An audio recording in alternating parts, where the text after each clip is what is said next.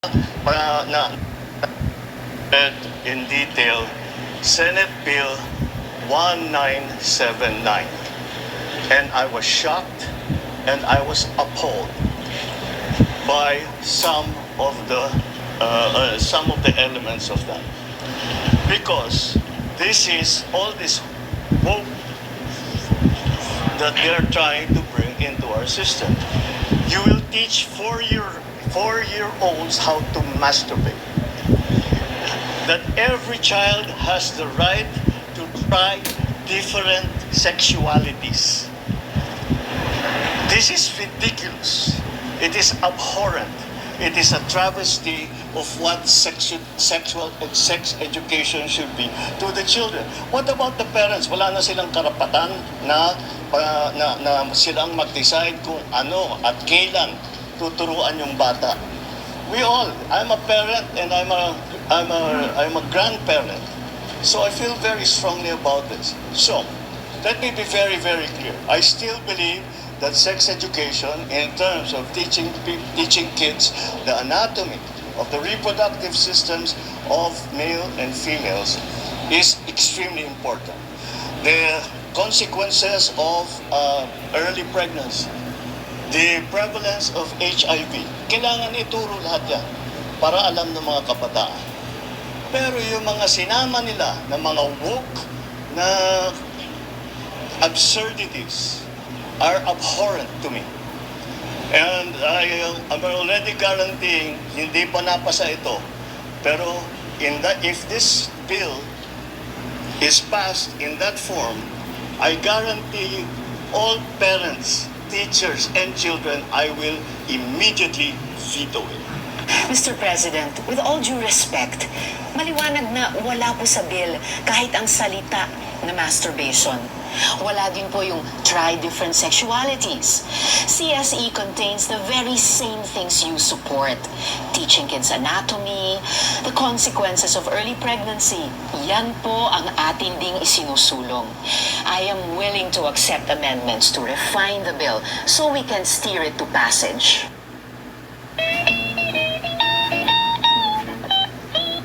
Ano ba yung sinasabi ni PBBM na Senate Bill 1979? Bakit ganun na lang katindi ang yung pagtutol niya? Di ba? Tingnan natin kung ano ba yung ibig sabihin ng Senate Bill 1979. Kung ano nga ba yan? Eto, okay. Na-search natin yan sa Google Chrome. Ang sabi dito, nawala tayo. Sabi dito, sa Philippine Star, ito ha, ang sabi sa PhilStar Global, DepEd, Department of Education, defends Sex Education Program by Neil Jason Servalos. The Philippine Star, January 16, 2025. Bago lang to. So, ibig sabihin, bakit napaka ng bill na yan? Napaka-tunog.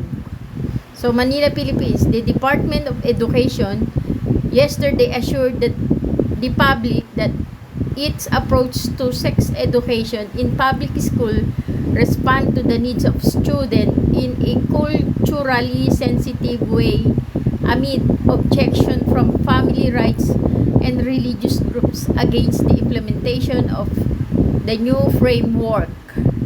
Kasi alam mo, nung panahon natin basta yung mga era ng kasi ang era ko ay mga kalagitnaan ng 75. Wow. So, nung panahon namin, mga 70s, ang sex education ay more on yung reproductive organs. Yung ini-introduce diyan sa amin yung kung ano yung penis, kung ano yung itsura ng penis. Okay, alam niyo naman yung penis, utin. Okay? Kung ano yung itsura ng utin, kung ano yung nandoon sa ilalim na ano yung scrotum, yun yung bayag. Kung ano yung nandoon sa ilalim ng bayag, yun yung mga sperm. O kung saan naglalakbay ang sperm, kailan mahihinog ang sperm, at anong edad active o ibig sabihin kung anong edad active ang mga sperm na yan. So ang sabi kasi mostly, 'di ba? Nasa Bible naman 'yan eh. Ang kabataan ay mapusok. Nasa Biblia 'yan. Yan ang sinasabi sa Biblia na samsamin mo ang iyong panahon ng kabataan. Di ibig sabihin, nandiyan sa panahon ng kabataan ang napakatinding kapusukan. So, kailan ba ang sinasabing panahon ng kabataan? Kasi nung panahon ng kabataan, nung panahon ko ay mga high school. Yan. Pag high school na ang bata, dyan na yung sinasabi nilang high school life is a high school life that ando doon lahat ito sa kanta, high school life is a high school life na parang hindi mo makakalimutan yung high school life mo kasi andun lahat ng uri ng kapusukan sa panahon ng high school life. Pero sa actual naman, high school life ko hindi naman ganun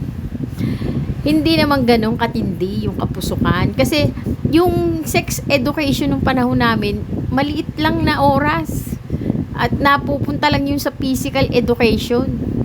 So isang subject lang ang nagtatakel nun, yung physical education. Itinatakel dun yung kailan nagiging hinog yung mga sperm na nandoon sa scrotum ng isang lalaki at kailan yun magiging isang tawagin ay sexually active.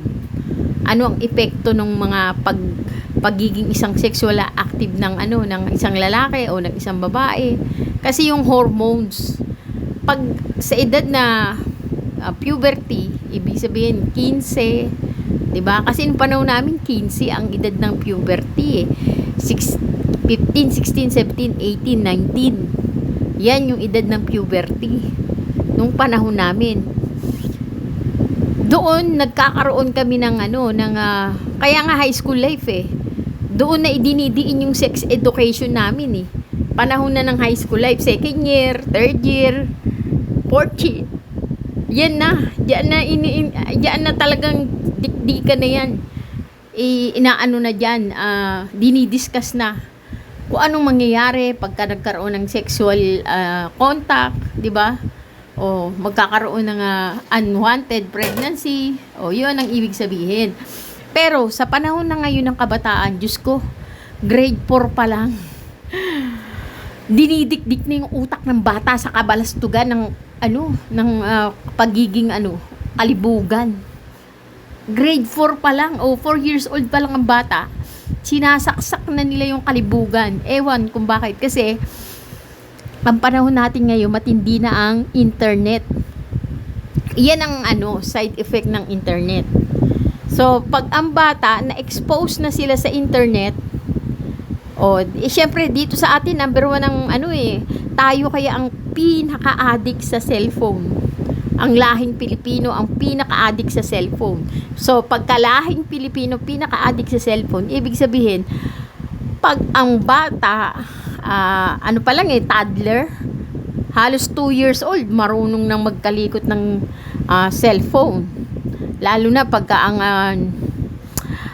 lalo na yung parent ay masyadong yung hindi sila mahigpit sa anak dahil mahal nila yung anak nila. O sige, go with the flow. O sige, at the age of 2 years old, pinapahawakan na nila ng cellphone. O di active na yung bata, utak ng bata ang galing na mag-scroll. Napupuntahan niya na yung YouTube, napupuntahan niya na yung Facebook, napupuntahan niya na yung Instagram, yung X, napupuntahan niya na lahat at the age of 2 years old. 'Di ba? Meron ng bata namatay ng isa, bigla na lang nagkaroon ng parang ano, pero ang sabi dahil nga daw na overexpose sa cellphone. Pero wala, sinasabi naman ng mga expert, hindi pa raw yun. Wala daw ganoong uri ng claim, ewan. Pero ang tanong, may basihan nga ba si Senator Risa Hontiveros para i-defend niya itong Senate Bill 1979 kung saan napakatindi ng exposure? Pagka ito naging batas, 4 na taon, tuturuan na ang bata na kung ano ang masturbation. 6 na taon, tuturuan na ang bata kung ano yung sexual pleasure. At pwede na silang mag-explore. Ibig sabihin, ang bata magkakaroon ng kalayaan na i-practice kung ano yung pagiging isang tomboy, pagiging isang bakla, o kung bisexual, lahat yan, i-explore ng bata, pinapayagan ng batas. Pagkayang Senate Bill 1979 or Pregnancy Act of the Philippines na inotor ni Risa Hontiveros ay maging isang batas. Okay, tignan natin. Ito, basahin natin. Ito. Manila, Philippines. The Department of Education yesterday assured the public that its approach to sex education in public school respond to the needs of the student in a culturally sensitive way amid objection from family rights and religious groups against the implementation of the new framework. Education Secretary Sonny Angara acknowledged the objection raised against the comprehensive sexuality education. So ito yung topic comprehensive sexuality education, but stress how the agency has been working with experts to ensure that its programs are effective and culturally sensitive. Comprehensive sex education seeks to address teenage pregnancy, sexually transmitted disease, and gender-based violence. Recently, family rights groups, including the National Coalition for the Family and the Constitution and Project Dalisay, criticized the Adolescent Pregnancy Prevention Bill for adopting the Comprehensive Sex Education Framework. So, merong tumuligsa. Okay? Merong lumalaban sa comprehensive sex education. Merong lumalaban sa comprehensive sex education na maging isang batas. Ito yung ito yung National Coalition for the Family and the Constitution and Project Dalisay criticized the Adolescent Pregnancy Prevention Bill for adopting the comprehensive sex education. So, ipapasok kasi nila yung itong Adolescent Pregnancy Prevention Bill. Ito yung Senate Bill 1979. So, ipapasok nila ito doon sa CSE, Comprehensive Sex Education. So, Comprehensive Sex Education is a framework promoted by United Nations agency like the United Nations Educational, Scientific, and Cultural Organization, the United Nations Children's Fund, and the United Nations Population Fund. Okay?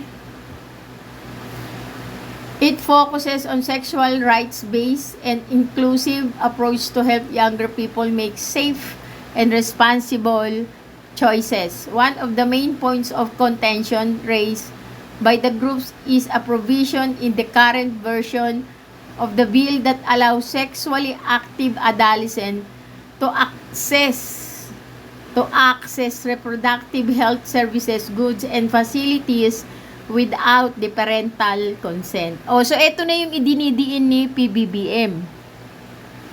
Ang sabi ni PBBM, ang mga kabataan at the age of 6, i-explore na nila kung anong uri, yung iba't ibang uri ng sexuality. So, ang isang kabataan, bibigyan ng kalayaan o bibigyan ng karapatan na tikman. Okay? Tikman kung ano ang sarap ng pagiging isang tomboy, pwede niyang tikman ang sarap ng pagiging isang bakla, at the same time, pwede niyang tikman ang pagiging isang bisexual. Kasi i-explore niya lahat ng uri ng sexual, gender, sexuality. So, yun ang ibig sabihin nang hindi alam ng kanyang magulang without the parental consent. So, gagawin niya yun nang hindi alam ng kanyang mga magulang. So, at the age of 6, bibigyan siya ng kalayaan na maging bakla, maging tomboy, o di kaya maging bisexual nang hindi alam ng magulang. Oh, come on. Eh, di parang sinabi mo na, itong nanay na to, anga-anga, hindi niya alam yung anak niya, natikman na lahat. Di ba? Liberated na yung anak niya, alam na yung kung ano yung pakiramdam ng isang tomboy, kasi nakikipag-sex na sa kapwa babae. Alam na yung pakiramdam ng isang bakla, kasi nakikipag-sex na sa kapwa lalaki. At alam na yung pakiramdam ng isang bisexual, kasi nakikipag-sex na sa babae at lalaki, o kung tawagin ay threesome, 2 lalaki at isang babae, or 2 babae at isang lalaki, nang hindi alam ng magulang. Ibig sabihin, malayang malaya at the age of 6 ang isang bata. Oh, come on. Parang imposible ang mga pinagsasabi nitong ano na to. 1979 Senate Bill on preventing pregnancy at the age of adolescence. Biruin mo, sa palagay nyo, yung ganun bang akto ng pag-explore sa iba't ibang uri ng sexual gender ay makakapag-prevent para sa isang bata para hindi mabuntis? O baka mas lalo pang mabuntis? Diba? Kasi expose sila sa ganoong uri ng exploration. Kasi sinasabi, binibigyan sila ng kalayaan na gawin o tikman lahat ng uri ng gender. Diba? O, ayun ang sinasabi nito. It focuses on the sexual rights based and inclusive approach to help younger people make safe and responsible choices. Dahil natikman niya yung pagiging isang bakla, pagiging tomboy, at pagiging bisexual, ibig mo bang sabihin, magkakaroon na ba siya ng responsible? Ay, natikman ko ito. Natikman ko maging isang bakla, natikman ko maging isang tomboy, natikman ko maging isang bisexual. Ano ba ang choices na pwede kong gusto ko dyan sa 3 na yan? Ganun ba ibig sabihin nun? Magiging responsable na ba siya pag sa kanyang mga pipiliin dahil lahat natikman niya? One of the main points of contention raised by the group is provision in the current version of the bill that allows sexually active adolescents to access reproductive health services, goods, and facilities without parental consents. So, parang imposible ito. Napaka-demonyong ano na to, bill. The bill includes in provision for confidentiality, meaning parents may not be notified of their children's activities. Oh, come on.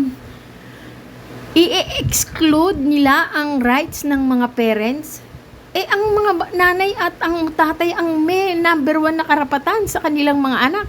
Tapos ngayon, aalisin nila yung karapatan ng magulang sa anak? Anong uring bill to? Napakademonyong bill to, animal. Hayop, hindi pwede. Groups have also raised concern that if the bill is enacted, it could include version of the comprehensive sex education framework that teach concept of self-pleasure to children as young as 4 years old. Hala, 4 na taon pa lang tuturuan na nila ng masturbation. Kasi self-pleasure eh. Eh ano ba yung self-pleasure? Masturbation yun. Kakatkalin ng isang bata. Ituturo na nila sa isang bata na 4 na taon kung anong magiging pakiramdam ng kalkalin niya, sarili niya. Kalkalin niya yung sarili niyang pututoy. Ituturo na nila yun sa 4 na taon na pag kinalkal niya yung sariling pututoy niya, makakaramdam siya ng sexual pleasure. 4 na taon. Anong utak bang meron tong si Risa Hontiveros na demonya? Animal ka, Risa Hontiveros. Napaka-demonyo mo. Ikaw pala ay satanas din. Akala ko si Digonyong Dutay lang ang demonyo. Isa rin pala itong sampu ang sungay nitong si Risa Hontiveros. Naku, grabe ka Risa Hontiveros. Hindi ako makapaniwala talaga. Na ganyan pala ang uri ng pagkatao mo. Demonyo ka pala. Sa pinaka-demonyo. Naku, mas alam mo kung kulot ang sungay ni Digonyong Dutay, parang mas pinakakulot pa yung sungay mo kay Digonyong Dutay. Anong utak meron tong si Risa Hontiveros at nagkaroon siya ng ganitong uri ng batas? Bakit siya nag-authored ng ganitong uri ng batas? Ambis na ang bata sa edad na 4 na taon ay kailangan maging ignorante pa sa makamundong pagnanasa. Pero siya, sa 4 na taong gulang pa lang na bata, isasaksak niya na yung sa pleasure. Tuturuan niya ng masturbation ng 4 na taong bata. 4 na taong gulang na bata. Anong uri ng utak meron tong si Risa Hontiveros? Group have also raised concern that if the bill is enacted, it could include version of the comprehensive sex education framework that teach concept of sex pleasure to children as young as 4 years old. Ay naku, grabe ka, Risa. However, Angara stated that the DepEd is not implementing any curriculum that teaches such concept to young students. Oh, come on. Against comprehensive sex education, echoing the complaints of the family rights and religious group against the Comprehensive Sex Education Framework under Senate Bill 1979, former House Deputy Speaker Lito Atienza assailed the proposed measure in the Senate yesterday. The integration of comprehensive sex education into the curriculum for 4 years old students defeat the Senate claims of addressing the rising number of teenage pregnancy. Atienza said, dahil ba dumadami ang nabubuntis ngayon sa batang edad, ay kumbaga iilan lang yang nabubuntis sa napakabatang edad. Ngayon, kapag tinuruan nyo ang mga bata sa eskwelahan sa edad na 4 na taon na mag-masturbate, hindi kaya lalong lumala ang teenage pregnancy, di ba? Hindi kaya lalong dumami ang mabuntis sa napakabatang edad, napakamurang edad? O come on. He criticized the curriculum, claiming it includes teaching on topics such as childhood masturbation for children as young as 4 and introducing 6 years old to bodily pleasure. Diyos ko, 4 na taon, tuturuan na nilang mag-sex pleasure or masturbation. At yung 6 na taon, tuturuan na nila ng iba't ibang uri ng bodily pleasure. Grabe. Oh my God. Anong klaseng batas ito na ginawa ni Risa Hontiveros?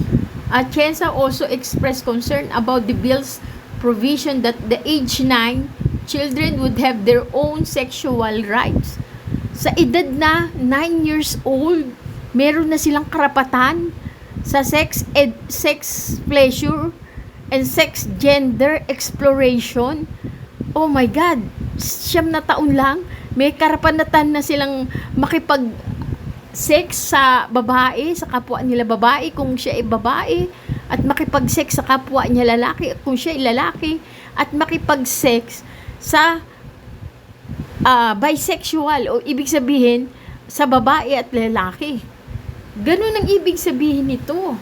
He further highlighted Section 5 of the bill which allow adolescents to access health services, goods, and facilities without parental consent. Oh my God. Gagawin nila yung mga sex exploration na yan nang hindi alam ng magulang.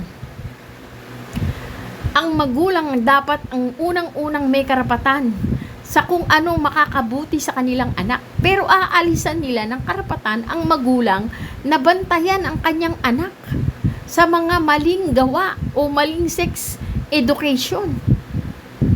Anong uri ng batas yan? Grabe, batas ng demonyo to. The rise in teen pregnancy is not due to the lack of knowledge about sexuality, but rather the overexposure and easy access of our children and youth to adult content and the materials on the internet and social media. As Atienza said, tama naman si Atienza na kaya nagkakaroon ng teenage pregnancy o yung pagdami ng mga nabubuntis sa napakamurang edad ay dahil ang isang bata, 2 years old, binibigyan na agad ng cellphone ng magulang. Lalo na pag ang bata nagtatantrum, para mapahinto yung iyak ng bata, iaabot ng nanay yung cellphone sa bata. Na hindi man lang naiisip ng nanay na yung sa napakamurang edad, nakikita ng bata yung mga iba't ibang social media na nag-e-expose sa ganong uri ng sexual entertainment. Kaya ang bata, sa edad na 2 taon, parang addict na sa cellphone. 'Di ba? Hindi ba dapat na magkaroon ng batas na bawalan ng isang ina ang pagbibigay ng cellphone sa edad na 2 taon sa bata? Hindi ba dapat ganun ang batas na ipagbawal yung pagbibigay ng cellphone sa isang bata na hindi pa tumutungtong sa 15 anyos? Dapat pahawakin ng bata ng cellphone pag nasa 17, 18, 19 na siya. 'Di ba? Yun yung puberty age o kung tawagin ay puberty disiplina. 'Di ba? Hindi dapat nga disiplinahin ang bata. Na hangga't hindi tumutungtong sa edad na 17, 18, wag mo na pahawakin ng cellphone. 'Di ba? Para hindi siya ma-overexpose sa internet kung saan nandun lahat ng uri ng kademonyuhan. Kasi ngayon, ang bata, kaya nagkakaroon ng napakamurang edad na pagbubuntis kasi exposed na sila sa internet. Exposed na sila sa lahat ng uri ng kademonyuhan na nasa internet. Yun dapat ang pagbawalan. Yun dapat ang i-push yung ipagbawal sa bata na humawak ng cellphone nang wala pang edad na 17, 18 para hindi ma-expose sa internet. Pero baligtad yata. Tuturuan ng bata ng masturbation sa edad na 4 na taon at tuturuan ng bata sa 6 na taong gulang na magkaroon ng gender exploration. Oh, come on. Bobo. Stop spreading lies. Senator Risa Hontiveros yesterday condemned a conservative group for spreading falsehood about her bill aimed at addressing the growing number of teenage pregnancy in the country. Oo, pero hindi naman falsehood yun. Kasi nakikita, marami nang nakabasa sa bill niya. At hindi naman bobo yung mga nakabasa. Diba? She dismissed a fake news that claims made by the faith-based group of ousted Chief Justice Maria Lourdes Sereno that the measure would encourage sexual activity among the youth. The faith-based group National Coalition for the Family and Constitution established Project Dalisay, which posted Facebook videos warning the public about the bill, accusing it of encouraging sexual behavior. There is no provision that teaches or promotes masturbation among children aged 0 to 4 and the bodily pleasure and sexual rights among those aged 6 to 9. Absolutely none of these concepts exist in our bill. Those lines in their supposed rebuttal are complete and total fabrication. Risa Hontiveros said at a press briefing yesterday, "I can confidently say these outrageous claims from Project Dalisay were pulled out of thin air," she said. 11 senators have so far supported their group's position against the bill. So, 11 ang ayaw dun sa bill na yun. According to Sereno, who was at the Senate yesterday to talk to senators, the bill promotes the hypersexualization of children. Why are children being taught to tough sexual parts in a classroom of two different sexes mediated by a teacher who is a stranger to the children, Sereno said at the press briefing. Totoo naman, itatakal mo yung yung sex education, yung pinaka matinding topic ng sex education. Tapos ang isip ng bata, age 4, 6, and 9. Tapos hindi naman niya kilala kung anong uri ng pagkatao yung teacher. Paano kung yun? Kung yung teacher ay isang pedophile o isang sex offender. Di ba? Alam mo ang isang pedophilia, gustong-gusto nilang itapik yung mga sex o iba't ibang uri ng sex style sa isang napakabatang edad, lalo na yung bata 11 o 8 taon, 9 na taon, 10 taon, 11, 12, 13 hanggang 18 years old. Gustong-gusto ng pedophile yan. Yung mga batang napakabatang murang edad. 'Di ba? Diyos ko. Ano ba tong si Risa Hontiveros? Napaka-demonyo pala nito. The bill promote the hypersexualization of children. Why are children being taught to talk sexual parts in a classroom of two different sexes? Oo nga naman, ang pamandin ang imagination ng mga bata, no? Lalo na pagka ganyan, napakalawak na imagination. Kasi yung kabataan, yan ang panahon ng kapusukan. Grabe. Tapos at the age of 4 years old, tuturuan kung paano yung pakiramdam ng mag-masturbate. At the age of 6 years old, tuturuan mong mag-explore ng iba't ibang uri ng gender equality, gender exploration. Oh my God. Hi. The former Chief Justice also urged that the bill adopt foreign and un-Filipino guidelines from the World Health Organization. Alam mo, basta World Health Organization, WHO, napaka-demonyo niyan. Sino ba yung ng ating pagkamatay ng milyon-milyon noon sa COVID, 'di ba? Mga WHO, World Health Organization. Diyos ko, regarding early sex education and claim that it grants children the freedom to engage in sexual activities without parental consent. Oh my God! Makikipag-sex yung anak mo nang hindi mo alam. Makakabuntis nang hindi mo alam. Paano pa mapipigilan ng magulang yan? Kung pupunta yung anak mo dun sa isang session ng puro kabataan na nagsisex sila, iba't ibang uri ng babae, lalaki, dahil iba't ibang uri ng gender exploration ang gagawin nang hindi alam ng magulang. Diyos ko, ano bang uri ng to? Naku, grabe. Demonyo talaga tong si Risa Hontiveros. Ngayon lang ako talaga nagsisisi. Huwag niyong iboto yan si Risa, demonya. Demonya pala yan. Huwag niyong iboto yung Risa Hontiveros na yan. Dapat yan matanggal yan sa pagkasenador. O, ilaglag niyo yan. Animal yan. Hayop yan. Oo, napaka-demonya pala ng animal na yan. And claim that it grants children the freedom to engage in sexual activities without parental consent or guidance, an allegation Hontiveros strongly denied. It is fake news that sexually active children would no longer be guided by their parents. There is no law or policy here that attempt to prohibit parents from guiding their children, Hontiveros said. Teenage pregnancy. In 2023, there were 142,276 adolescent mothers, including 3,343 individual aged 15 and below.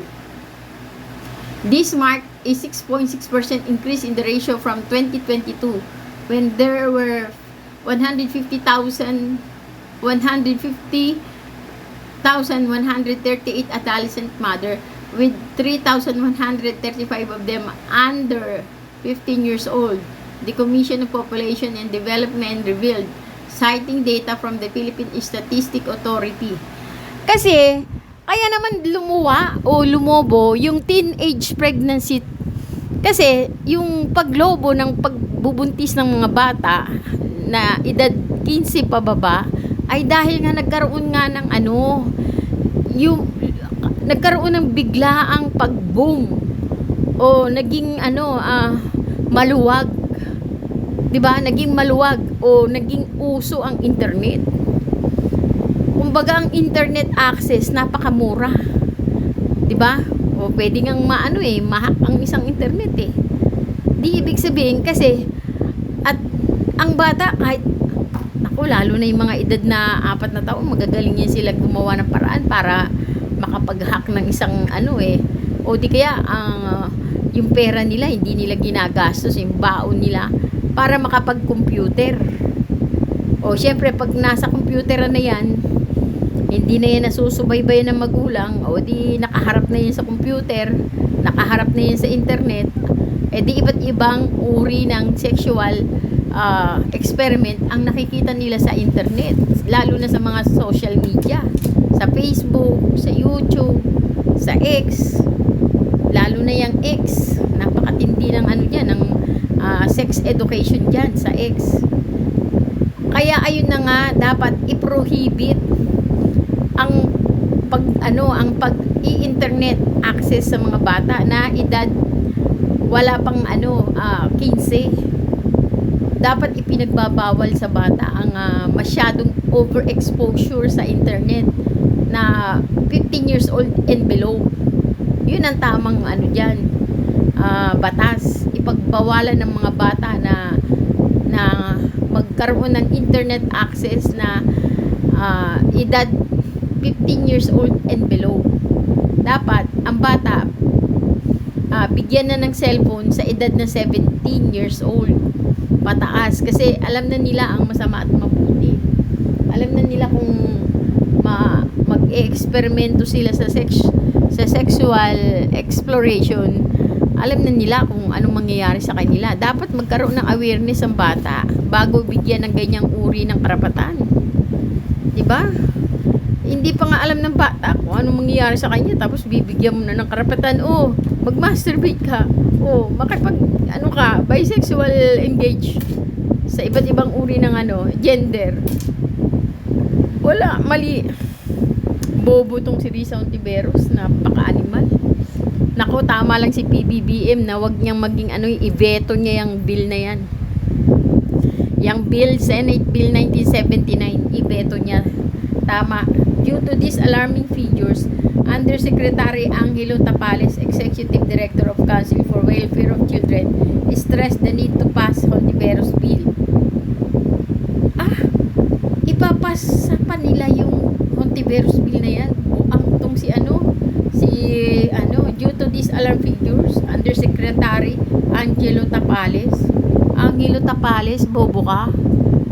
Dahil lang ba nagkaroon ng maraming nabuntis na bata, na kabataan papaturuan mo na yung 4 years old ng masturbation, yung 3 years old na magkaroon ng gender exploration, at yung 9 years old na bibigyan mo na ng karapatan na magkaroon ng health access ng hindi alam ng magulang. Ano ka ba? Angelo Tapales, buang ka ba?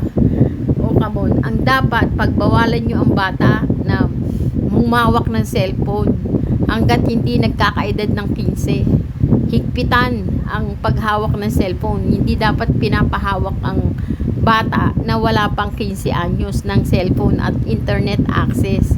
Dapat pagka ang bata 15 anyos pababa, dapat yan sinusubaybayan pa yan ng magulang. Kung anong dapat panoorin sa YouTube, kung anong dapat panoorin sa Facebook. Hindi yung pinapalawi mo na agad sa internet world. 15 anyos, 2 taon pa lang. Alam na ng bata yung Facebook, alam na ng bata yung ano yung YouTube. Kaya napapanood na nila yung mga sex exploration ng mga matatanda. Kaya ayun, nagkakaroon sila ng curiosity at ginagawa nila. Ngayon, dahil nagkaroon sila ng curiosity, nabubuntis sila. 'Di ba? Pero hindi ibig sabihin na kung maraming nabubuntis na ganyan ay ilulubnok mo na. paglulublubin mo na yung bata sa kumunoy ng sa burak ng makamundong pagnanasa. Dapat nga iiwas mo yung bata eh.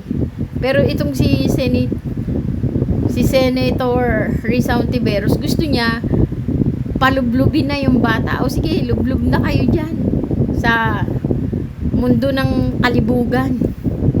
O, di ba? Anong uri ng senator ito? Utak biya. Kasi si Risa Hontiveros, kasi ito eh, yung LGBTQ, HIJ, KLMNOPQRSTUVO, lahat na ng alphabet. In-explore na nito ni Risa Hontiveros. Ibig sabihin, rainbow rainbow people tong si Risa Hontiveros eh. Maaring ito ay isang hindi lang natin alam kung tomboy ba to o tuwid ba to, straight or bisexual tong si Risa Hontiveros, kasi yung mga bill niya napakatindi, diba? Siya rin yung nag-akda ng batas na pwedeng umihi ang isang bakla sa CR ng mga babae. Paano kung hindi pa yun putulan, hindi pa transgender, diba? May pututoy pa yun. Tapos iihi siya dun sa CR ng mga babae. Diyos ko, oh my God. Tapos may sisilip dun na babae. Ay, nakita niyo yung ahas. Oh, ang ganda-ganda ng bakla. Ayun pala, mayroon pang ahas, hindi pa napuputol. Oh, eto yun si Risa Hontiveros. Bobo tong animal na to pagdating sa mga ganyang bill. Bobo talaga ni Risa Hontiveros. The Adolescent Pregnancy Prevention Bill is pending second reading in the Senate as of March 2023, while its counterpart in the House of Representatives was passed on the third reading in September 2023. So, ibig sabihin, nakapasa na agad sa House of Rep nakapag third reading na agad sa House of Rep. Pero doon sa Senate, hindi pa nakakapag second reading. Di ibig sabihin, mas marami ang umaayaw sa Senate kaysa sa Kamara. O, di ba? Di ibig sabihin, itong nasa Kamara, ibig sabihin, wala silang pakialam kay maging batas yan o Pero yung mga nasa Senado, talagang binubusisi nila.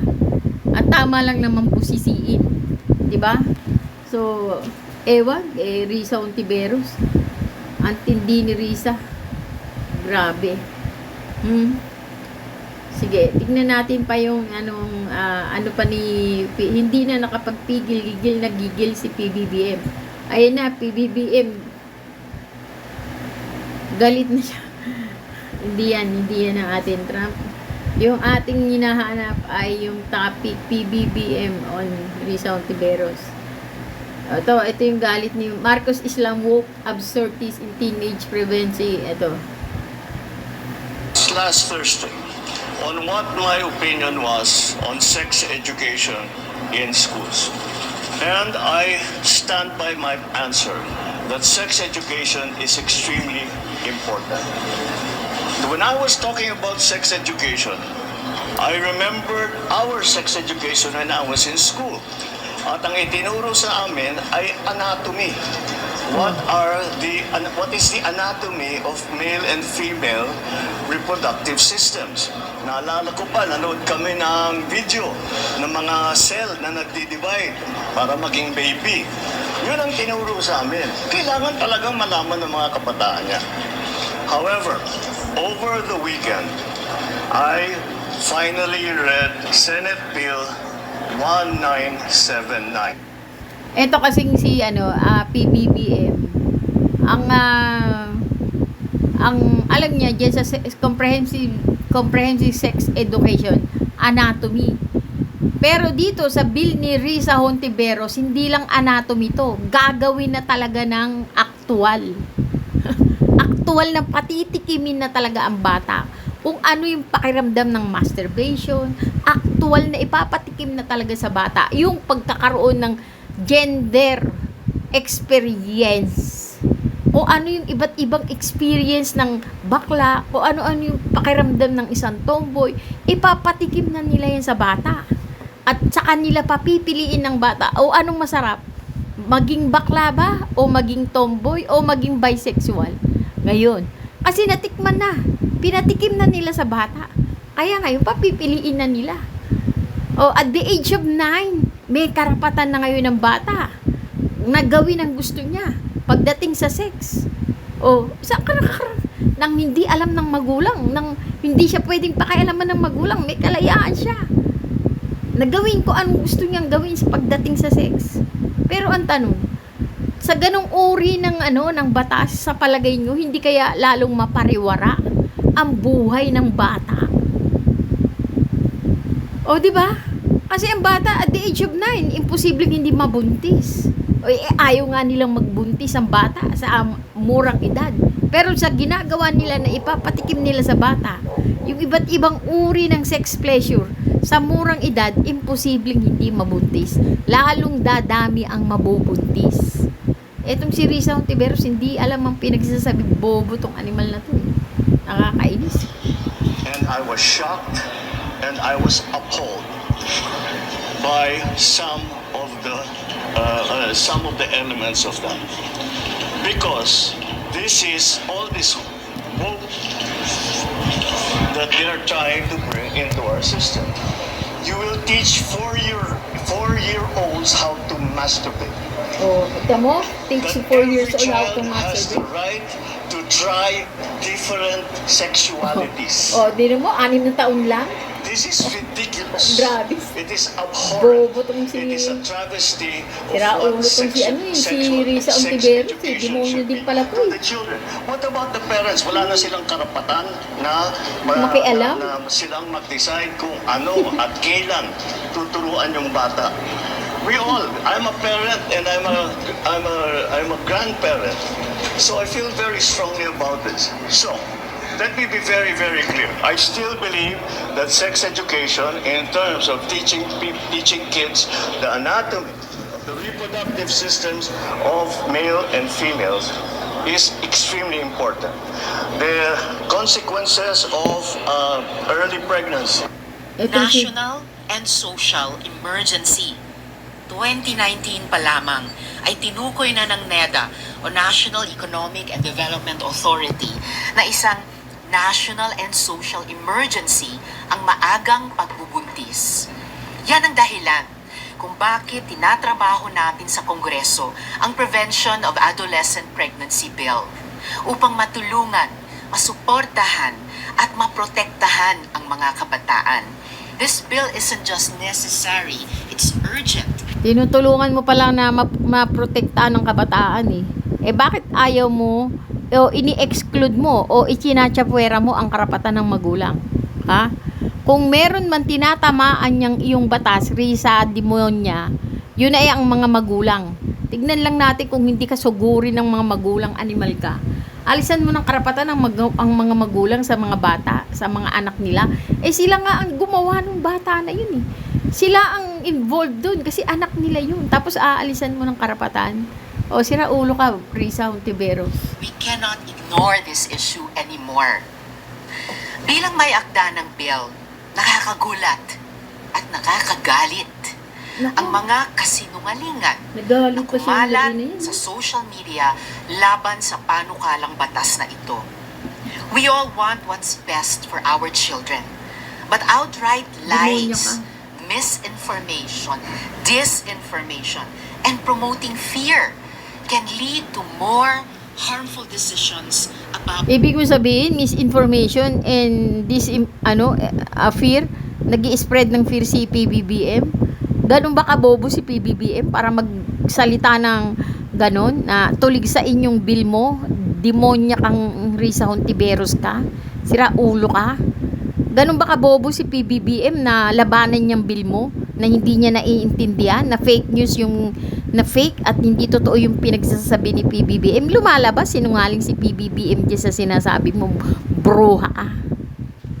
our teens' lives. Nililito lang nila tayo. Nililito. Ngayong umaga ay kaklaruhin at iwawasto natin ang napakaraming mali-maling impormasyon tungkol sa panukalang batas na ito. Kasama ko rin sina Yusek Angelo Tapales ng Council for the Welfare of Children at Magkulot Dr. ang mga Jimmy Perez, sumayo. dating Executive Director ng POPCOM, upang ipahayag ang kanilang suporta sa ating talakayan. Alin nga ba yung mga mali-mali? Una, walang anumang probisyon tungkol sa pagtuturo o paghikayat ng masturbation sa mga batang edad 0 to 4 years old o yung magtuturo daw di umano ng bodily pleasure sa mga batang 6 to 9 years old o ituturo din daw sa bata na may sexual rights sila. Absolutely none of these concepts exist in our bill. Those lines in their supposed rebuttal are complete and total fabrication. Ikalawa, hinding-hindi ginagamit dito sa Pilipinas yung pinipilit nilang standards for sexuality education in Europe. Hindi din po ito ang reference sa comprehensive sexuality education, kundi ang responsible parenthood and reproductive health law na matagal nang naipasa. Kaya makasisiguro tayo na sang-ayon nito sa ating konstitusyon. Wala ring sinasabi sa bill na kailangan sundin ang mga patakaran sa ibang bansa. Kaya maling-mali talaga yung mga post nila na unconstitutional daw ang Prevention of Adolescent Pregnancy Bill. Ikatlo, isa pang fake news na kung ang bata ay sexually active, hindi na daw pwedeng sabihin sa mga magulang. Kung saan nila nahugot yan, hindi ko alam. Dahil walang batas o anumang polisiya sa Pilipinas ang magtatangkang magbawal sa mga magulang na gumabay sa ating mga anak. In short, I can confidently say, these outrageous claims from Project Dalisay were pulled out of thin air. May national emergency na nga. Ang inatupag pa nila ay pananakot sa mga Pilipino. Enough Pananakot? is enough. Let us demand real education for Ewan. our kids. Totoo. Bilang Pananakot? emphasize that not only it's a national and social emergency, but a national and social emergency with a child protection complexion. Bakit po? Batay po sa datos ng Philippine Statistics Authority, on the average po, mga 72% po ng mga ama o nakabuntis sa ating mga adolescent mothers ay mas matatandang lalaki at hindi mga bata. So, lagi pong may complexion yan ng pang-aabuso, panglilinlang, pagtitake advantage po sa ating mga bata. Batay naman po sa datos din galing sa PSA, for 2022, ang total adolescent mothers po natin ay 150,138 at ang under 15 po dito ay 3,135. Ang mga batang pong ito ay wala pong dapat iniisip na pagbubuntis. Ang iniisip po nila ay dapat ay ang pag-aaral, ang paglalaro, ang pakikipagkaibigan at of course ang mga bagay na ginagawa ng normal na bata. Nakakabahala po yung datos na yan ng 2022. Pero mas malulungkot pa po kayo kasi pagdating po ng 2023, bumaba man ang datos ng total adolescent mothers to 142,276, tumaas naman ang mga nabuntis na below 15 from 3,135 to 3,343. Mga kasama, yan po ay nakakabahala. Kaya po, buo ang suporta ng Council for the Welfare of Children sa Senate Bill number 1979 because we think that this is a measure of child protection. Marami pong safety measures. Kung makakakuha po kayo ng kopya ng ating substitute bill, it is a meaningful legislation with safeguards and safety measures. Of course, we welcome the rich exchange of ideas, which is a hallmark of our democratic way of life. Pero step back po muna tayo. Let us focus on the bill. Let us focus on the facts. Tungkol po sa comprehensive sexuality education, Section 6 of the substitute bill states that the Department of Education and the Adolescent Pregnancy Prevention Council with other relevant agencies shall develop and promote a comprehensive sexuality education. So yan po ay ifo-formulate po ng DepEd kasama po ng konseho na bubuuin pag ang substitute bill po ay naging batas. Wala pa po tayong pinag-aawayan po talaga. At of course, guided by the safeguards and safety measures laid down by the principal authors, starting with Senator Risa, hindi po makakapayag ang ating mga lawmakers na magkakaroon po ng mga items or mga ituturo sa comprehensive sexuality education na hindi po consistent sa child protection at sa pagsulong ng mga karapatan ng bata. Nakarinig na rin po ako ng statement mula sa butihing sekretary po natin, Secretary Sani Angara ng Department of Education, na hindi po siya papayag na may mailagay sa kahit anong curriculum ng comprehensive sexuality. Simple lang ang gagawin with Eden. Mr. President, with all due respect, maliwanag na wala po sa bill kahit ang salita na masturbation. Wala din po yung try different sexualities. CSE contains the very same things you support. Teaching kids anatomy, the consequences of early pregnancy. Yan po ang atin ding isinusulong. I am willing to accept amendments to refine the bill so we can steer it to passage.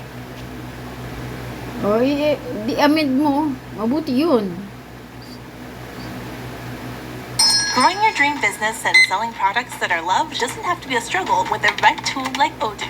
Integration. Before I leave, I was asked last Thursday on what my opinion was on sex education in schools. And I stand by my answer that sex education is extremely important. When I was talking about sex education, I remembered our sex education when I was in school. At ang itinuro sa amin ay anatomy.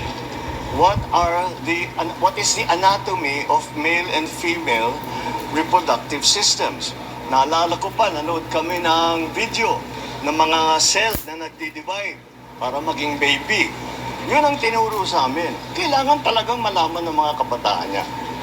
However, over the weekend, I finally read in detail Senate Bill 1979. Oh, yan o. And I was shocked and I was appalled by some of the elements of that, because this is all this hope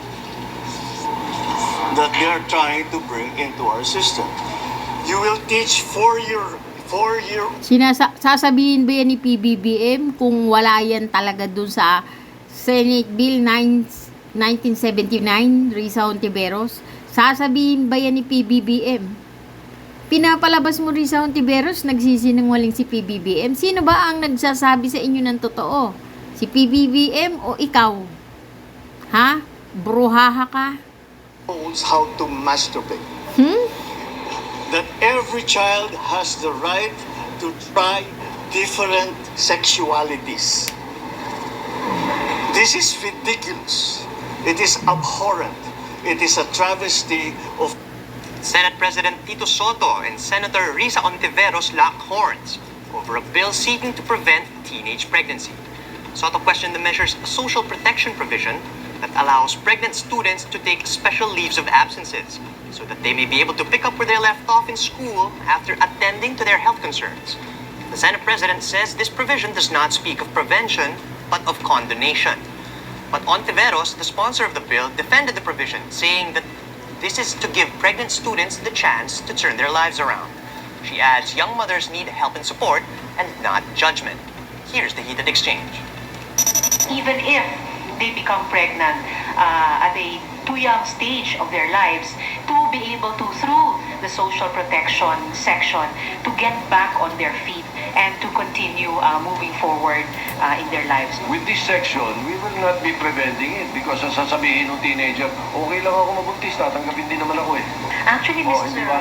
Hindi po, Hindi, Mr. mas mabuting mapigil na, nako, hindi ako Yes. pwede, ayoko, I will not allow myself to be pregnant because I might not be able to continue my studies. Isn't that a better way of preventing instead of saying na no, tatanggapin din natin. Hindi natin pwede expel, hindi pwede i-dismiss at saka kailangan tanggapin mag-enroll. Kasi ang lakas ng loob ngayon nung teenager. These are still the young citizens na kailangan nating saluhin, Mr. President. Common sense will dictate na pagka hindi ka tatanggapin, pipigilin mo, mas importante yung pag-aaral sa'yo, hindi mo papayagan ikaw ay maging pregnant. Tinutulad. Tama tong si Tito Soto. Kung ang bata na nabuntis na ay hindi iko-condemn, maraming maraming susunod sa yapak niyan. O maraming maggagaya. O bakit si ganto? At the age of 11, buntis na tapos tinatanggap pa rin sa school. Hindi kinukondena. Pwede naman pala pagsabayin yung pagbubuntis at pag-aaral. Di magbuntis na muna ako. Pwede bang pagsabayin yung pagbubuntis at pag-aaral? Hindi ba pwede mag-priority muna? I-prioritize ang pag-aaral muna bago magbuntis? Kasi pag pinagsabay mo ang pagbubuntis at pag-aaral, hindi ka magiging tagumpay. Hindi ka makaka-graduate. Kasi pag ikaw ay nabuntis, mag-aalaga ka na ng bata. At ang bata, kailangan na yan, 24 hours bantayan, pasusuhin, kasi maya iyak ng iyak, papalitan ng diaper, tapos sa araw gising, sa gabi tulog. Paano ka makakapag-aral? Paano ka makakapag-aral kung ikaw ay buntis na? At kailangan mo nang mag-alaga ng bata.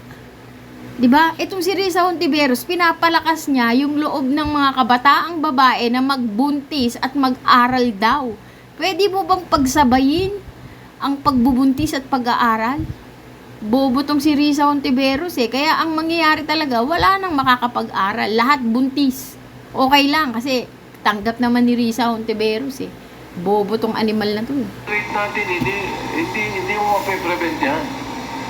Pinoproteksyonan mo imbis na sabihin Kaya mo, nga wag. It's a non-judgmental focus, Mr. President. Dahil nangyari na yung nangyari, so paano natin bibigyan ng suporta yung mga kabataang babaeng iyon na iwasto muli ang kanilang katayuan sa buhay ngayon at sa hinaharap. The answer there is not to punish them or to Alam mo yung style na ina-adapt ni Risa Hontiveros, yung style sa Europe at saka sa Amerika. Na yung mga bata doon sa Amerika at the age of 11 years old, may mga anak na. Pero ang ginagawa doon sa mga anak na yon ng mga 11 years old na bata, ipinapa-adapt, ipinapaampun. Hindi yun kinukuha ng tunay na ina, inaampun yun ng iba. Tapos yung tunay na ina, mag-aaral ulit. Tapos pag nabuntis uli siya at the age of 12 years old at taon-taon siya nabubuntis, ibig sabihin, lahat ng magiging anak niya, ipapaampon sa iba't ibang tao. Hindi niya aampunin.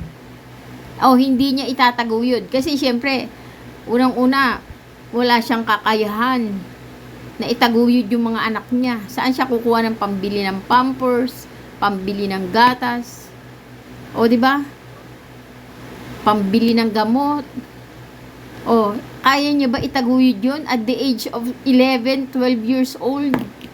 Pero itong si Risa Hontiveros na bobo, ini-encourage niya ang bata na magbuntis.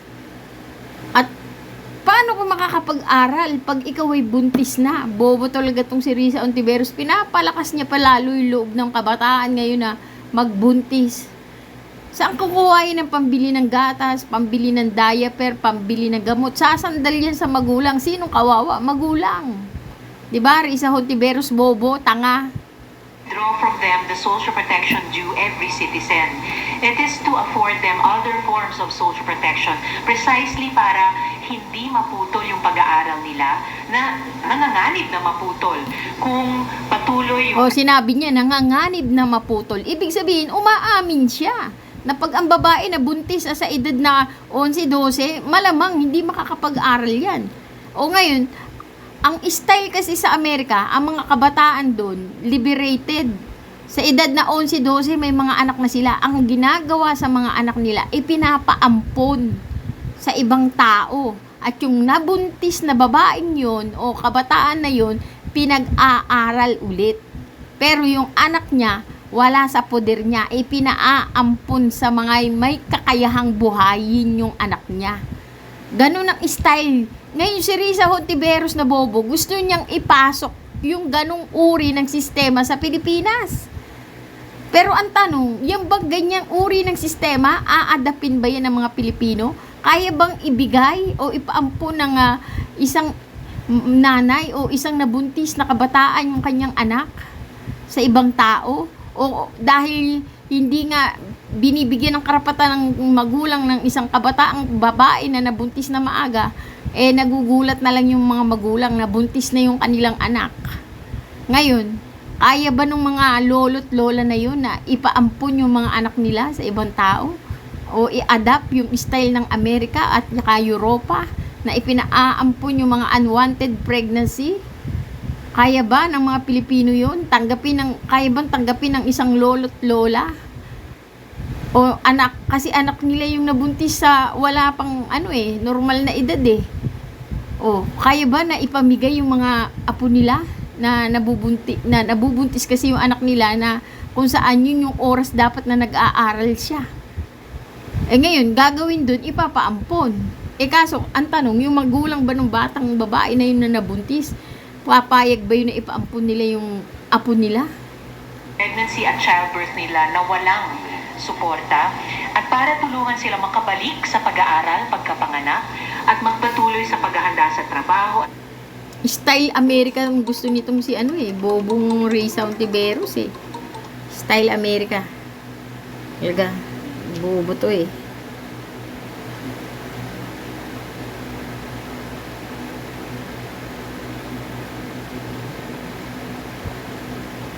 Si Joel Villanueva, suportado niya. C+.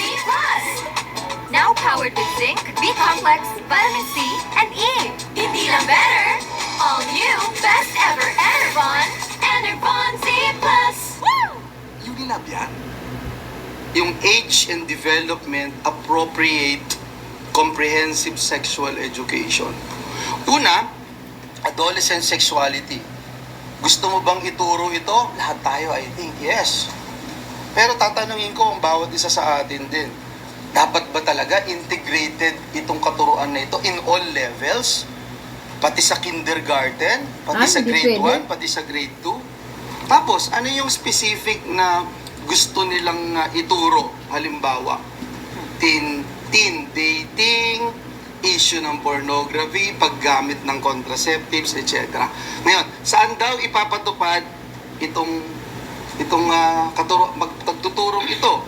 Public and private schools. Ano yung gagamiting guidelines? International standards. Ano ba yung sinasabi ng international standards? Puntahan natin yung WHO. WHO. 0 to 4-year-olds are to be taught early childhood masturbation. Oh my God. 4 to 6 years old are to be taught skills to talk about sexual matters. What feels good, quote unquote. Bobo. 4 to 6 years old. 6 to 9 years old are to be taught about acceptable sex, ejaculation, enjoyment, and pleasure when touching one's own body. 6 to 9 years old. Sinong mga magulang ang hindi mag-aalala dito? 9 to 12 years old. Again, WHO po ito. Bobo yung Are to be demonyo taught yung the skills to WHO. make a conscious decision about whether to have sexual experiences or not, along with information about masturbation and orgasm. Oh my God. 9 to 12 years old. Puntahan naman natin yung UNESCO. Kasama din yun yung UNESCO. Sa UNESCO, sa 12 to 14 years old, they have the right to make their own decisions about sexuality. Walang pakialam kahit sino. Walang say. ang mga guro, walang say ang school administration dito sa CSE delivery. Wala po. Dapat daw integrated sa curriculum. Ngayon, kung isang Christian school, for instance, hindi magpapatupad nito, ayaw ipatupad dito, ano ang mangyayari? Matanggalan po sila ng accreditation? For example, ng Philippine Accreditation System for Basic Education. Dahil compulsory po eh. Ay, Dahil siyempre. compulsory, tinatanggal na rin po yung parental authority. Oh my God, tatanggalin yung karapatan ng Napakalinaw ng ating konstitusyon, Article 14, Section 20, Section 2, Article 14, Section 2 of our Constitution. Napakahalaga nung binabanggit po dyan na karapatan ng ating mga magulang to rear their children. Ayaw, Klaro po yun sa ating Constitution. So, nilalabanan niyo ng karapatan ng magulang. I'm just really, I just can't believe this. How we're even entertaining this idea, no? May constitution tayo, bakit international guidelines? Ba't tayo susunod sa kanila? May sarili tayong kultura eh. Kaya nga. Ito naman po, no, pag hindi sa eskwelahan, papaano naman, kasi ang masakit po dito yung pagtuturo naman dun sa alternative learning system. Paano yun?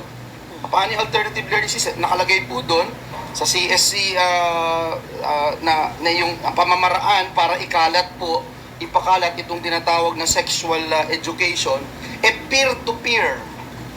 Huh? Peer-to-peer education. Peer-to-peer? Ibig sabihin nun, kapwa bata magtuturo ng sexual education. Oh my God. Paano naman po yun?